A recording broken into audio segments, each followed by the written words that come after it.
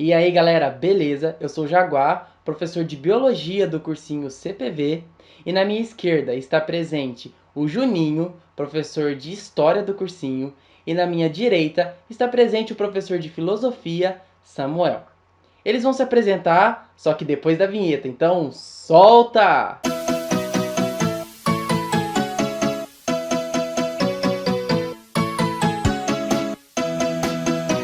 Bom dia, boa tarde a todos. Bom dia, boa tarde, Juninho. Bom dia, boa tarde, Samuel. Se apresentem, por favor. Bom dia a todos, boa tarde. Eu sou o Juninho, faço História na UEL e eu dou aula no CPV de História Geral. Boa tarde, pessoal. Bom dia, boa noite, sei lá. Eu sou o Samuel, instrutor de Filosofia do CPV e faço graduação de Direito na UEL. Muito bem, muito bem. Então vamos começar esse interdebate fazendo a pergunta que não quer calar para o professor Samuel. Samuel, o que seria uma pandemia, que nada mais é do que o tema do nosso interdebate de hoje? Bom, pandemia é um termo médico, não é diretamente ligado à filosofia ou alguma área do meu domínio, mas a pandemia, para a gente conseguir compreender melhor esse conceito, a gente utiliza de dois conceitos que também são utilizados como termos médicos: a epidemia e a endemia. Bom, uma epidemia, ela é um aumento de um número de casos provocados por uma doença específica numa determinada região. Essa doença deve ser transmitida de pessoa para pessoa. Isso caracteriza uma epidemia, como a gente tem epidemias de dengue no Brasil. Uma endemia é uma doença, e esse termo não é utilizado referente ao número de casos, mas quando uma doença ela é característica de uma determinada região. Ou seja, a dengue é uma doença endêmica do Brasil. Ou seja, o Brasil convive constantemente com a dengue. E a dengue não está espalhada em todas as regiões do mundo. E uma pandemia, ela nada mais, nada menos do que uma epidemia global. Ou seja, é um aumento do número de casos de maneira explosiva de uma determinada doença, a característica de uma epidemia, só que acontecendo tudo isso simultaneamente em diversas partes do mundo. Isso caracteriza uma pandemia. Muito bem, muito bem. E Samuel, como sincronizar, né, como olhar a filosofia partindo de um tema de pandemia? Bom, Jaguar, com certeza não é algo óbvio, né? Não é algo que a gente pensa todo momento sobre filosofia e pandemia sendo trabalhados juntos. É muito mais fácil a gente pensar, por exemplo, na biologia, que é a sua área, ou na própria história, né, que o Juninho vai trabalhar. Mas a filosofia está sim dentro do debate de pandemias, principalmente pelo fato de que quando ocorre uma pandemia, a filosofia se torna centro de muitas discussões importantes no meio dessa pandemia, por mais que a gente não perceba. Por quê? Porque dentro de um debate sobre uma pandemia, das medidas a serem tomadas, uma palavra não sai de debate: a ética. E a ética, ela se preocupa em responder uma pergunta universal muito antiga: como devemos agir? Sendo assim, todas as nossas atitudes no meio de uma pandemia, elas sempre são analisadas por conceitos da ética, ou seja, sobre as atitudes tanto dos indivíduos quanto de governos e instituições, sempre são analisadas na ética quando a gente fala de uma pandemia, porque a gente está analisando essas ações referentes ao combate desse problema que o globo todo está enfrentando. Muito legal, muito obrigado. E Juninho, eu queria saber quais são as principais, partindo de um olhar histórico, quais são as principais pandemias que já passou pelo planeta? Ao longo da história, a humanidade sempre vai conviver com várias doenças. E a gente vê que, infelizmente, a gente não consegue tratar todas as epidemias que tiveram ao longo da história ou pandemias. Nessa aula, então, a gente vai separar 6 principais epidemias e também pandemias, que foi a varíola, a peste bubônica, a cólera, a gripe espanhola, a H1N1, que é a gripe suína, e também a Covid-19, o coronavírus. E houve uma pandemia, né, que perdurou por milhares de anos no planeta Terra, né, convivendo com o ser humano. Qual seria ela? Então, a gente tem como a primeira pandemia a varíola, né, que vai surgir lá 3.000 anos atrás, e a gente teve vítimas importantes da varíola. A gente tem Ramsés II, a gente teve também Maria II, a rainha inglesa, Luís XV, rei francês. Então a gente tem, durante 3.000 anos, inúmeras pessoas sendo infectadas com essa doença. Ela só vai ser erradicada do planeta lá em 1980, onde a gente vai ter, então, uma campanha de vacinação em massa, e aí a gente já pode começar a falar da importância da ciência, onde a gente tem o Edward Jenner, em 796, com a primeira vacina de todos os tempos, que foi uma vacina para a varíola. Muito bom, muito bom. E teve uma outra pandemia também que foi responsável por dizimar 1/3 da população europeia, né? A gente tem já a peste bubônica, conhecida também como peste negra, e aí a gente pode problematizar esse nome, porque ser uma peste negra, a questão do negro está vinculado sempre a algo de cunho negativo, mas isso a gente é um papo para outra hora. Infelizmente a gente não consegue se aprofundar nisso nesse debate, mas a dica que a gente dá é que lá na redação do Enem, lá na redação da UEL, caso caia alguma coisa que você vai falar da peste bubônica, usa o termo peste bubônica, não vamos usar esse termo peste negra, beleza? Combinado? Falando da peste bubônica, então, ela vai acontecer na Europa, na Ásia e no norte da África, ou seja, ela vai chegar em mais de um continente, porém ela ainda não vai ser uma doença global. A gente tem, então, uma Europa medieval, e aí a gente já pode começar a problematizar também a questão de quem foi infectado. A peste bubônica vai estar muito ligada aos ratos, e com isso, ao saneamento básico. Então, quem pegava a peste bubônica eram as pessoas mais simples, não era a nobreza dessa Europa medieval que pegava a peste bubônica, e sim as pessoas mais simples. E isso a gente pode até fazer uma conexão com o que vai acontecer no coronavírus agora em 2020. Considerado por muitos a primeira pandemia real, quem é ela? De quem que eu tô falando? A primeira pandemia, então, a gente pode considerar que foi a cólera. Porque diferente da peste bubônica, a cólera ela vai chegar no mundo todo. A gente tem então a cólera chegando na América, a gente tem a cólera no continente africano como um todo, na Ásia também. E a cólera ela vai estar ligada ao consumo de águas e alimentos infectados. Ela então também vai estar ligada à pobreza, vai estar ligada à alimentação desses países subdesenvolvidos. Um exemplo de surto de cólera que teve foi em 2010 com o Haiti, onde a gente tem mais de 40 mil pessoas infectadas. No Iêmen também, ano passado, a gente teve um surto muito grande de cólera. O Brasil já houveram vários surtos, então a cólera ela vai modificando, e a cólera é uma pandemia, é uma doença que até hoje o mundo luta contra. Olha só, perdura até os dias atuais, né? O ano é 1917, Primeira Guerra Mundial rolando. Teve uma pandemia também, né, nessa época, né? Quem foi ela? Então, e aí a gente pode imaginar a loucura nessa época. 1917, Primeira Guerra Mundial, a gente tem a gripe espanhola. Essa gripe espanhola que muita gente acha que recebeu esse nome porque ela começou na Espanha, mas na verdade ela vai começar com soldados estadunidenses. Esses soldados estadunidenses, por conta da Primeira Guerra, eles vão para a Europa, e com isso essa gripe espanhola vai se espalhar por todo o mundo. E outra coisa, por ela ser muito parecida com uma gripe comum, fica difícil combater.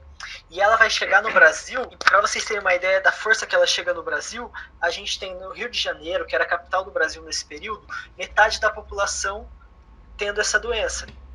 E o presidente do Brasil na época, Rodrigues Alves, ele vai ser infectado e vai morrer de gripe espanhola. Ele, então, após sua reeleição, ele não vai assumir a presidência e vai falecer de gripe espanhola. Caramba, matou um presidente do Brasil, olha só. Quando fala de pandemia, né, tirando agora a atual, né, do novo coronavírus, me vinha na cabeça a pandemia de gripe suína, de H1N1. Samuel, Juninho, vocês também?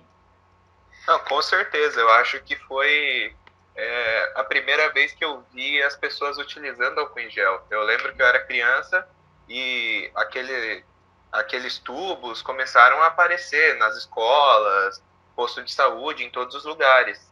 E nisso a gente já vê que começou uma mudança no comportamento mesmo, né?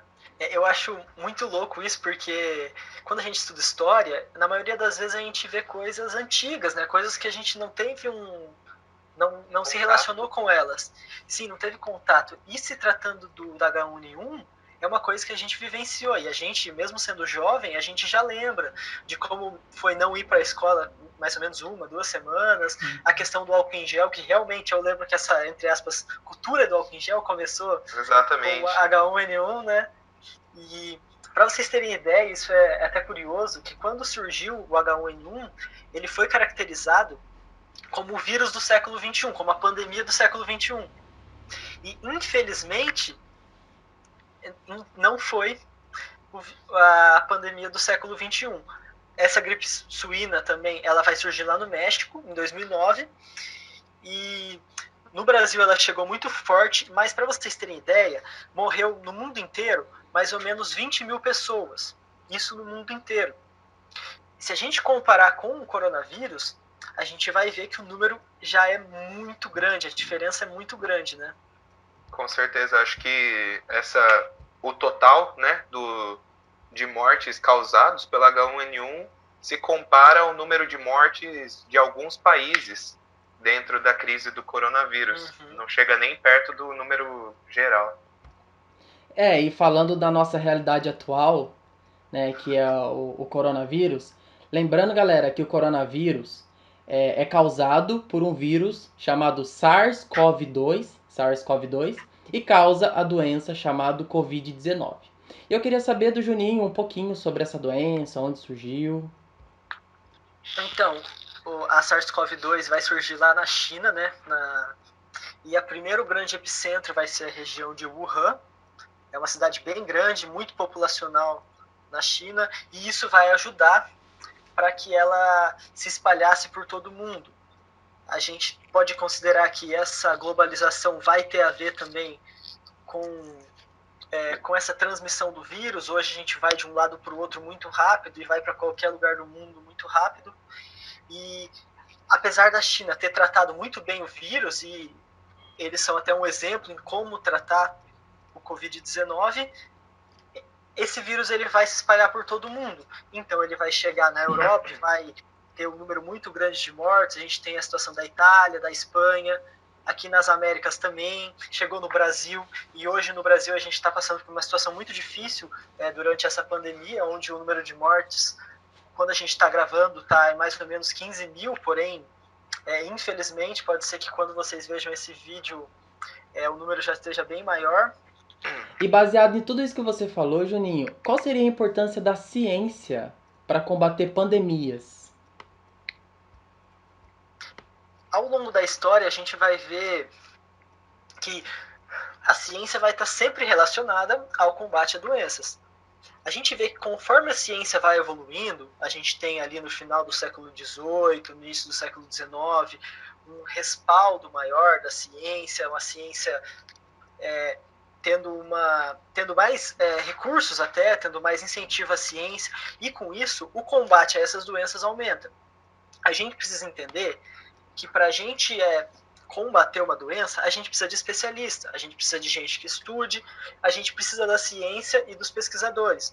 Não adianta a gente achar que vai combater por nós mesmos, não adianta a gente achar que tem que pôr cloroquina em todo mundo. Se o especialista fala que a cloroquina não é a solução, não adianta você que não é da área da saúde achar que a cloroquina é uma solução. Essa é a hora que a gente tem que parar e ouvir quem entende do assunto. Não adianta a gente achar que sabe alguma coisa se a gente não estuda. Eu acho que esse é o momento exato que a gente tem que dar o devido valor, o devido até agradecimento, mas enfim, a gente tem que ouvir o cientista, ouvir quem estuda o assunto. Isso. E quando a gente fala de ciência, a gente bebe, se banha, transborda na filosofia, não é, Samuel? Com certeza, Jaguar. Porque falando de ciência, a filosofia é a mãe de todas. E isso é muito importante lembrar. E não só como a filosofia sendo a mãe de todas as ciências, lá na Grécia Antiga, com os pré-socráticos, mas a filosofia como um ramo da ciência. Quer dizer, a ciência como um ramo da filosofia, porque a gente está trabalhando até nas nossas aulas do CPV a chamada filosofia da ciência, que surge com pensadores como Galileu Galilei, como Francis Bacon. E uma frase muito, muito, muito célebre de Francis Bacon, ela corrobora tudo isso que o Juninho já veio trazendo para a gente.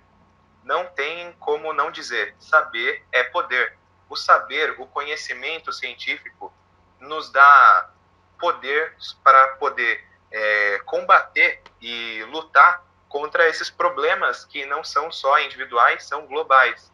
Ou seja, a ciência é o que nos fornece os mecanismos para que possamos lutar essa guerra invisível, né, que a gente está lutando. E é importante lembrar sobre a filosofia da ciência, algo que surge durante o iluminismo, com esses primeiros pensadores, que é o chamado método científico.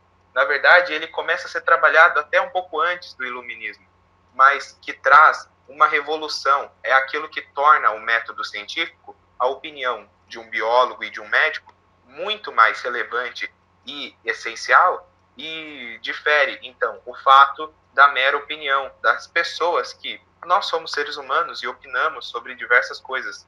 É impossível não termos opiniões, mas o método científico que atribui à ciência o seu papel de elevação é o que diferencia o fato da mera opinião. E Samuel, baseado em tudo isso que você falou agora, e tratando da ética, né, que é um assunto muito recorrente na filosofia, as atitudes atuais estão sendo éticas? Não? Como é que você enxerga? Bom, como eu falei no início do nosso vídeo, por que a ética ela se torna um assunto central num debate sobre pandemias? Porque realmente, quando a gente está passando por um trauma, por um momento de mudanças bruscas, a gente para de fazer as coisas no piloto automático, não é mesmo?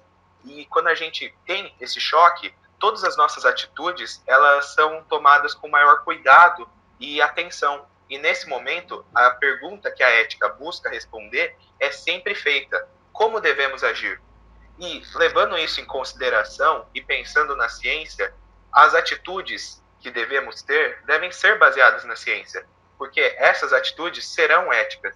A gente pode observar isso não porque eu estou falando, mas na história da ética a gente tem diversos pensamentos sobre diversas perspectivas. E a gente pode analisar essa afirmação sobre o que seria uma atitude ética sobre diversos filósofos, como Aristóteles ou os filósofos ingleses utilitaristas como Jeremy Bentham e Stuart Mill, e filósofos depois ainda que revolucionam toda a ética como Kant. Por quê?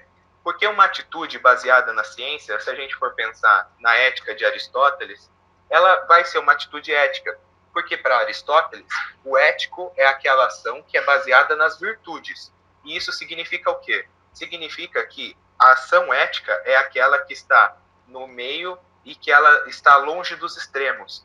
É o pensamento da justiça, é o pensamento da coragem, é o pensamento que essas virtudes é o que torna uma ação ética. E a ciência, querendo ou não, é uma simples análise que a gente percebe que a ciência é o que permite que a gente se afaste desses extremos tão perigosos que o debate público se tornou. Analisando sobre os utilitaristas, por exemplo, a gente pode chegar numa análise muito parecida sobre o resultado de ser ético a ação da ciência. Por quê? Porque os utilitaristas, como Jeremy Bentham e Stuart Mill, eles acreditam que as ações éticas são aquelas que trazem maior felicidade para todos. Isso quer dizer o quê? As ações éticas são aquelas que promovem o maior bem-estar. E se a gente parar para pensar que a ciência é a única forma que temos de salvar mais vidas, logo, as atitudes tomadas pela ciência, visadas pelo utilitarismo, são as atitudes éticas que um governo e os indivíduos devem tomar. E também, analisando sobre a própria ética de Kant, a gente pode chegar num resultado muito similar. Porque Kant é o que vai revolucionar a ética e vai trazer a lei de ouro. Ou seja, faça para o outro aquilo que você gostaria que fizessem para você. E é bem simples da gente analisar, então, se algo é ético ou não. quando você pensa essa atitude, você se questiona algo. Se todas as pessoas do mundo fizessem a mesma coisa, o mundo estaria bem? Tudo daria certo? Por exemplo, se eu sair de casa sem máscara e quebrar a quarentena, se todo mundo fizesse a mesma coisa, o mundo estaria bem? Ia ter menos gente morrendo ou mais gente morrendo? Se o resultado for não, com certeza essa atitude não é ética. Se sim, então a gente chega na ideia que essa atitude, que é a que a ciência orienta, é uma atitude ética também. E por isso devem ser tomadas. Muito bom. Gente, muito bom esse debate. Eu queria agradecer a sua presença, Juninho. Eu queria agradecer a sua presença, Samuel. Esse debate Que foi isso? super rico. E a todos que estão assistindo, o meu muito obrigado e o nosso forte abraço. Tchau, gente! Tchau, tchau.